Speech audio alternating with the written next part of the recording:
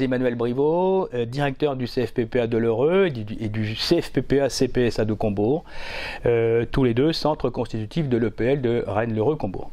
Pourquoi la FOAD au niveau de cette formation professionnelle? C'est un engagement qui a été pris par nos deux centres dès les années 2000. Deux éléments qui nous ont poussé à ça, c'est l'expression des stagiaires, notamment en BPREA, qui nous ont demandé de pouvoir les former autour de leur projet à terme d'installation, mais donc qui passait par des contenus de formation différenciés.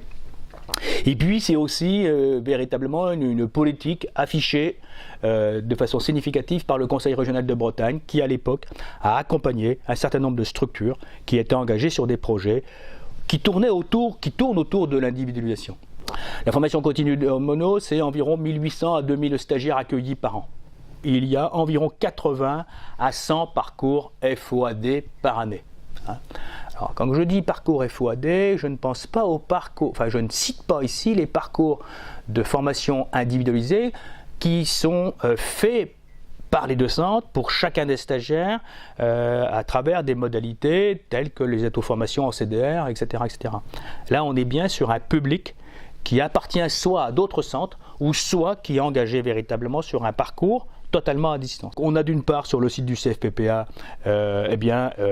environ 40 à 50 stagiaires qui viennent d'autres CFPPA, donc on est positionné comme centre producteur dans ce cas-là, pour des parcours qui vont de 80 à 300 heures. Là on connaît les modalités, c'est des regroupements, c'est du suivi à distance, c'est des productions écrites qui sont faites par les stagiaires, etc. Donc avec tout un accompagnement qui est effectué par les uns et les autres.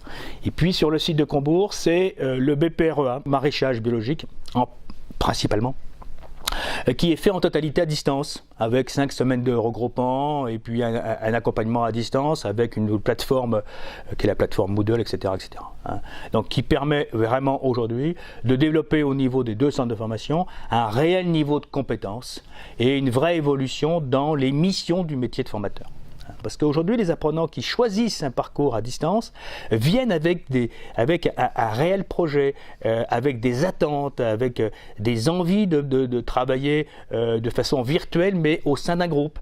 Et tout ça, donc, c'est des choses que je ne veux pas dire qui sont nouvelles pour nous, mais qu'il nous faut davantage renforcer. La réforme de la formation professionnelle continue de 2014 renforce, affiche, me semble-t-il, plus clairement cette modalité de formation qu'est la formation à distance, avec l'accompagnement et l'étouillage technique qui va avec, et notamment la dimension de ce qu'on appelle du service fait est beaucoup plus précise dans la vérification qu'il peut en être fait.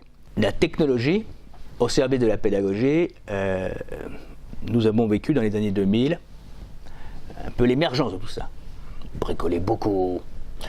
Ensuite de ça, j'ai eu l'impression que c'était un peu mélangé et peut-être pris les pieds dans le tapis. La technologie prenait le dessus sur la pédagogie. Beaucoup de crainte de ma part, je l'admets. Depuis quelques années, là, je m'aperçois réellement que la technologie est au centre de tout et elle est capable de répondre à tout. À nous d'imaginer tout ce qui va bien aller pour que les stagiaires, les apprenants, puissent mobiliser la technologie au service des apprentissages qu'on va leur proposer. Donc, véritablement, la technologie a totalement sa place. Et on ira dessus, c'est obligatoire.